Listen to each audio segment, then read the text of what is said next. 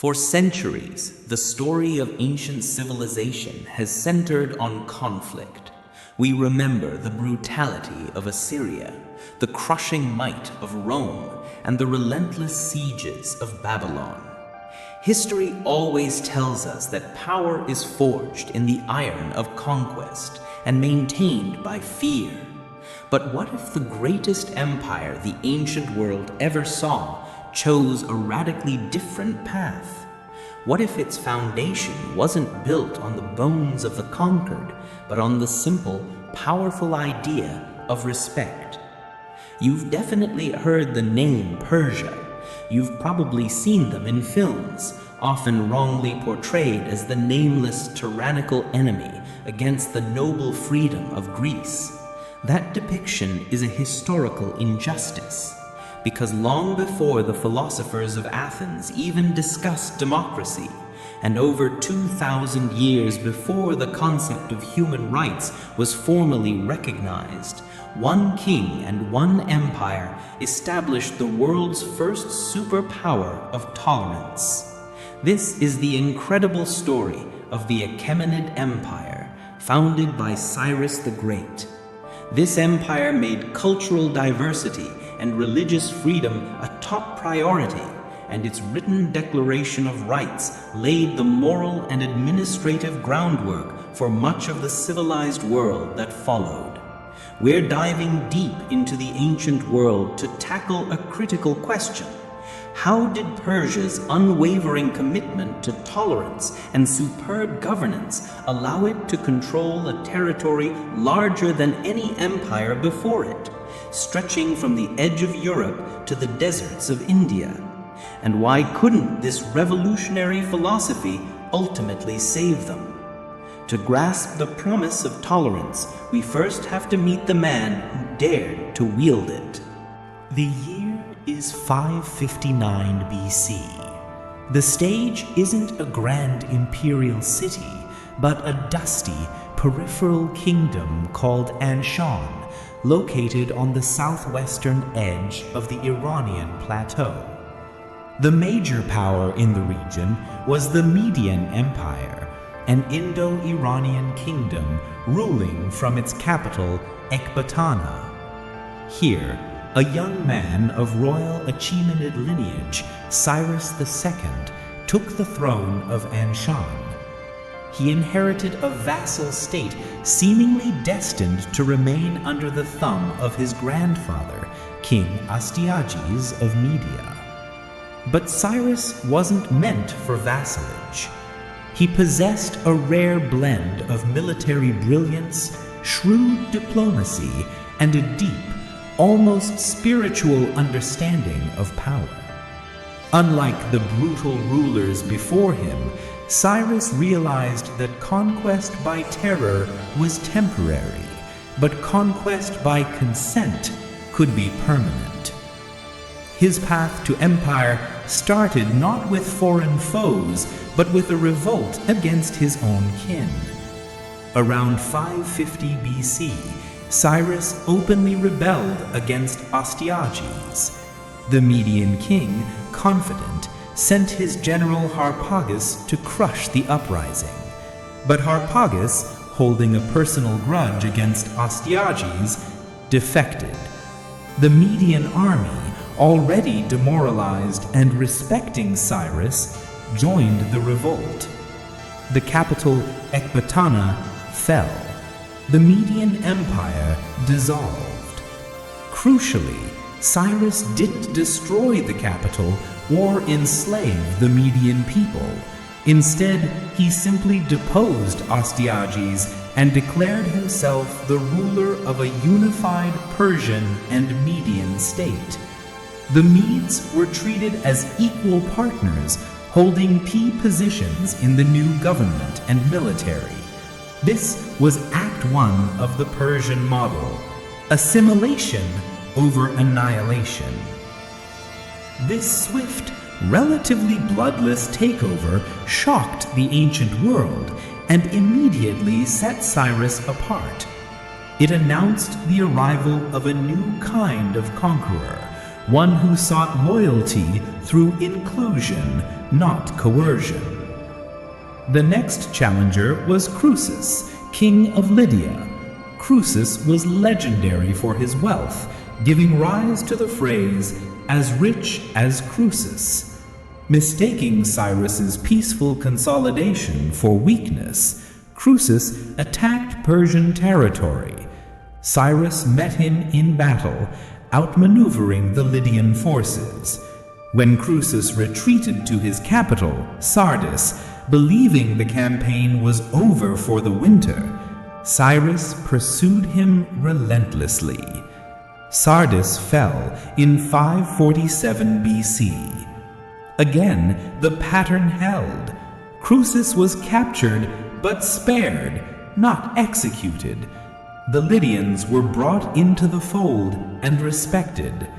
Cyrus showed the world he fought to win allies, not just to destroy enemies. With Lydia secured, the vast, wealthy Greek city-states of Ionia soon fell under Persian control. By the 540s BC, the Persian Empire was firmly established. But the ultimate test of Cyrus's radical philosophy waited in the heart of Mesopotamia, in the legendary powerful city of Babylon.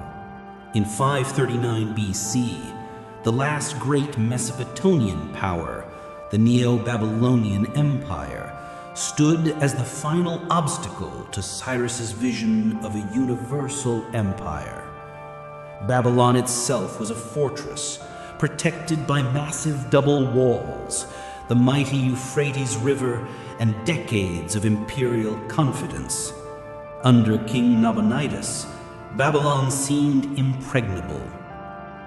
Past empires, like the Assyrians, had secured control through terrifying mass deportations and brutal sieges. Babylon itself had used this terror, most famously during the Babylonian captivity, when thousands of Jewish people were forcibly exiled from their homeland and held prisoner in the city. But Cyrus saw an opportunity in the Babylonian king's misrule. Nabonidus had alienated his own people and the powerful priestly class by prioritizing the worship of the moon god Sin over the city's chief deity, Marduk. Cyrus, the master strategist, approached the city not as a conquering enemy, but as a liberator. The Persian army, led by the general Gobryas, marched on Babylon. In a brilliant feat of engineering and stealth, Persian forces diverted the Euphrates River, allowing them to wade beneath the massive walls and into the city's heart. But the real shock wasn't the military tactic, it was the outcome. Babylon fell without a fight. The Babylonians, disillusioned with Nabonidus, welcomed Cyrus with open arms. When Cyrus entered the city, he did not loot, burn, or destroy. He presented himself as the restorer of order, the chosen one of Marduk, the city's true god. And then he performed the act that would forever enshrine his name in history as a champion of human rights and religious freedom. He issued the Cyrus cylinder. The Cyrus cylinder is a baked clay barrel inscribed with cuneiform script. While often called the first declaration of human rights, it's more accurately described as a declaration of Cyrus's policy of multicultural, religiously tolerant governance. Its content was revolutionary for the time. Cyrus declared that he would allow all deported peoples to return to their homelands. He funded the rebuilding of their sacred sites and restored their religious practices. The most famous recipients of this mercy were the Jewish exiles. After decades of forced captivity, Cyrus allowed them to return to Jerusalem and authorized the rebuilding of the Second Temple. Think about the profound philosophical shift this represented. Previous conquerors defined power by the forced assimilation or destruction of their subjects' identity. Cyrus defined power by the protection of that identity. He understood that a loyal subject wasn't a slave, but a person whose culture, property, and faith were secured by the state. The cylinder stated in part, "I returned to these sacred cities on the other side of the Tigris, the sanctuaries of which had been in ruins for a long time, the images which had dwelt in them and established for them permanent sanctuaries. I gathered all of their peoples and returned them to their habitations." This wasn't just diplomacy, it was a foundational principle. The Achaemenid Empire would be a realm where people were not Persians, Medes, or Lydians first, but subjects of the great king, each valued for their contribution to the whole. This policy of religious pluralism became the bedrock of the most stable and extensive empire the world had ever known. But building an empire on an idea required more than just a charismatic king. It demanded a system, a vast, sophisticated administrative machine to translate tolerance into tangible reality. The Achaemenid Empire reached its peak under Darius I, also known as Darius the Great, who ruled from 522 to 486 BC. Darius inherited an immense but sprawling territory, and his genius lay not in conquest but in organization. He solidified Cyrus's philosophy into an administrative structure that became the envy of the ancient world. Darius realized that control over such a massive, diverse realm needed decentralization, accountability, and communication. He divided the empire into approximately 20 satrapies, or provinces.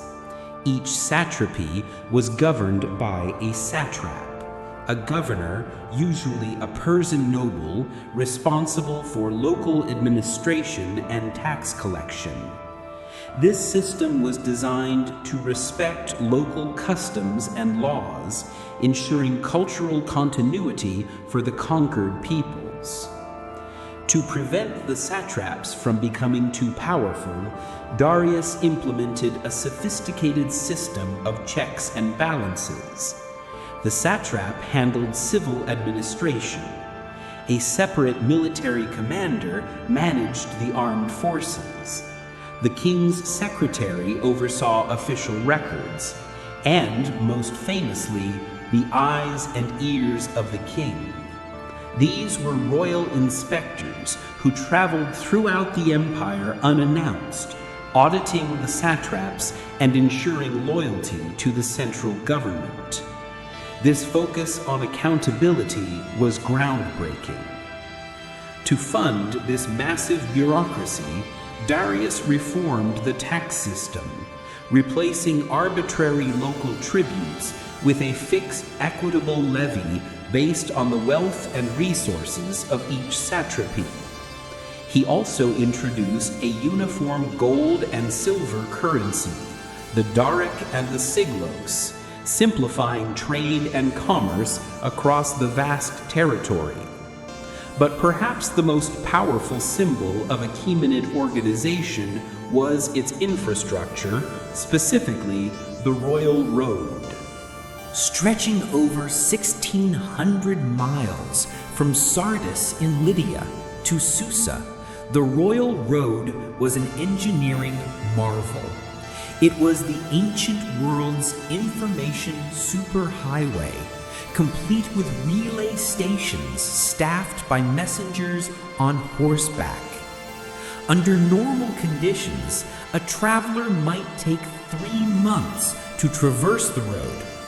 But the king's official messengers utilizing the continuous relay system, could cover the distance in as little as 7 days.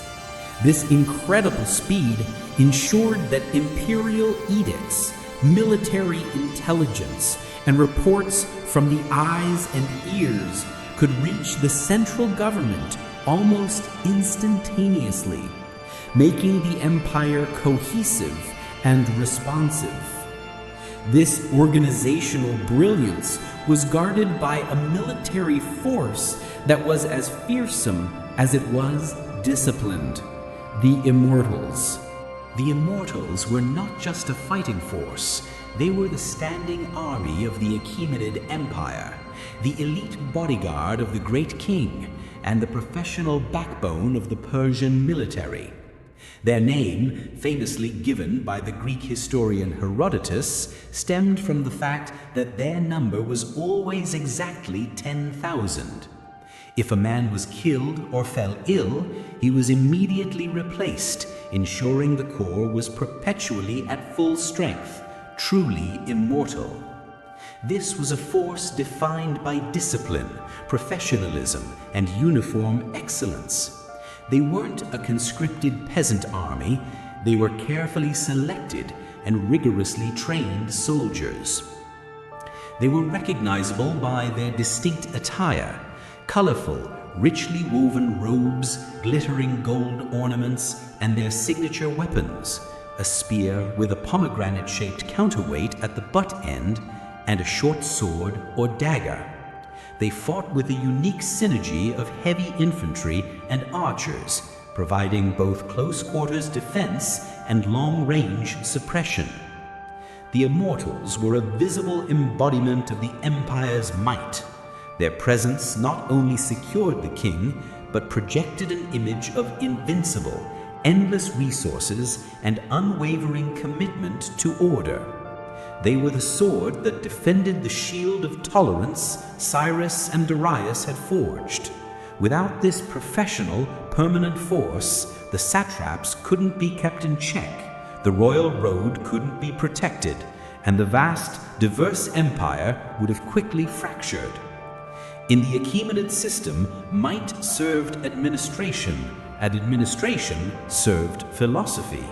To truly understand the Achaemenid philosophy, you must walk through the ruins of Persepolis. Founded by Darius I around 515 BC, Persepolis wasn't an administrative capital like Susa, or a military capital like Ecbatana. It was the ritual and ceremonial capital, the living testament to the empire's vision. It was the site where the king welcomed delegations from all corners of the world during the New Year festival, Nowruz. Look closely at the Apadana staircase, the magnificent main entrance to the palace complex. The walls are covered with intricate bas-reliefs. They depict representatives from the 23 subject nations of the empire, bringing gifts to the great king. What's remarkable about these reliefs is the lack of hierarchy and the emphasis on cultural identity. The peoples aren't shown as defeated slaves. They are shown as proud, distinct nations: Ethiopians, Scythians, Medians, Babylonians, and Greeks, each wearing their own traditional dress, carrying their own distinctive gifts. They walk in calm, orderly procession, side by side. This wasn't a statement of, "We crushed you." This was a statement of, "We respect you. Your identity is a valued part of our tapestry."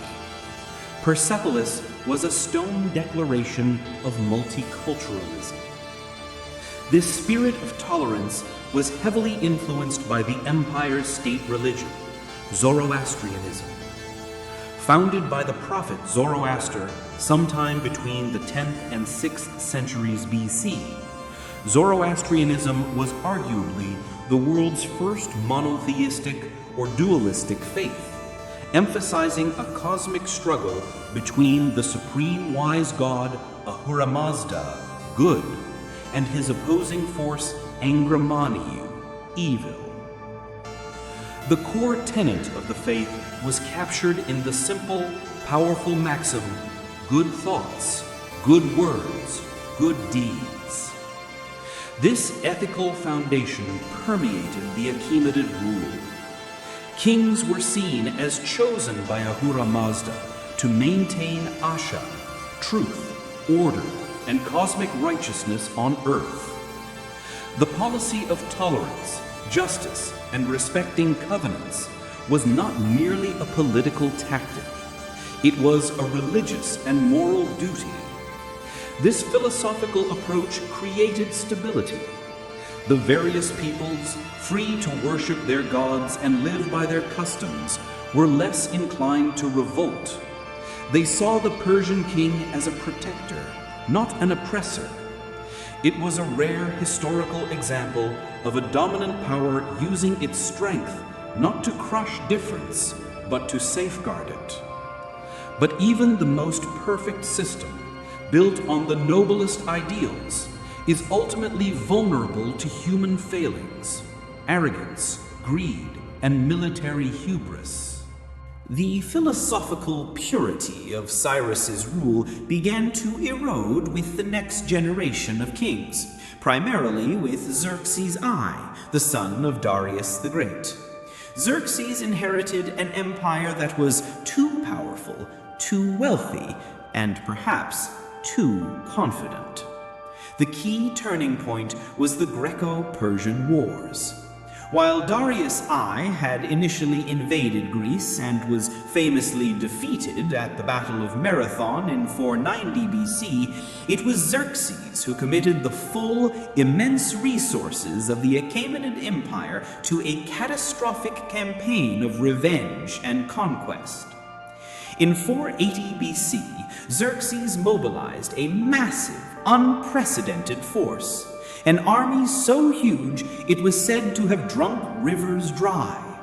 The events that followed, the legendary stand at Thermopylae and the decisive naval defeat at Salamis, are iconic moments in Western history.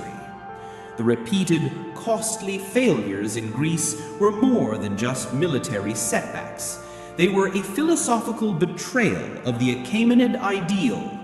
The war was driven by royal pride and imperial overreach, not strategic necessity or the maintenance of Asha, order. The enormous expenditure of manpower and gold strained the empire's resources and exposed the great king's vulnerability. After Xerxes' defeat, the quality of Achaemenid rule slowly but steadily declined. Xerxes' successors were plagued by internal strife, palace intrigues, and assassinations.